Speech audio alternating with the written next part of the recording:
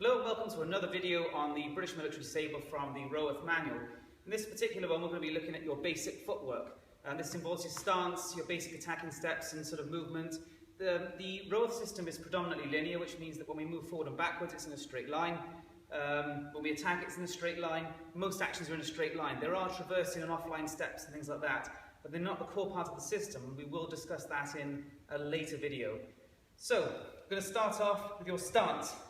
Get your heels in line, your back foot off to a 90-degree angle roughly. It can be slightly forward or back. The heels roughly 14 to 16 inches apart. Your back knee should bend in towards the foot. The front knee should be slightly bent, and most, if not all, of your weight should be on the back foot. Not an exaggerated sort of posture, but most of the weight there. And that becomes evident the reason why when you move on to the next techniques. The first thing you want to learn with this is the slip of the leg.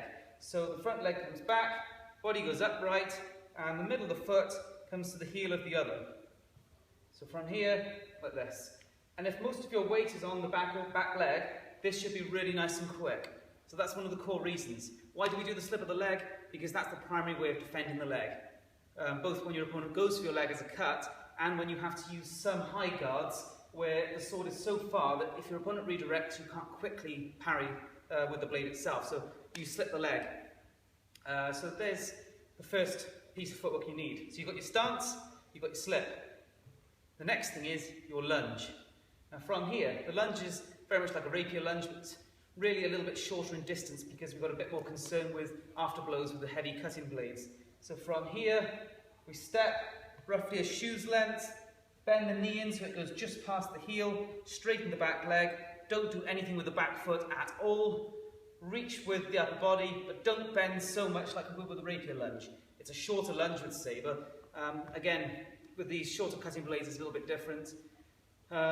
You want to be really wary of the afterblows. So it's a slightly shorter lunge and a little bit more upright.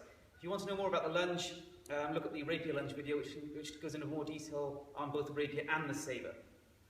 So all we've got to then look at is your basic forward and backward motions.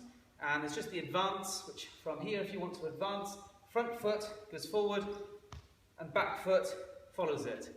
And you've just seen the retreat as well. Back foot first, front foot follows it. That is your advance and retreat. And that is the step that you use to adjust your distance or your measure between you and your opponent. So you've got your stance, you've got the slip of the leg to protect it, your lunge to do most of your attacks, and you can adjust measure. That's all of your core footwork. So there you go, thanks for watching.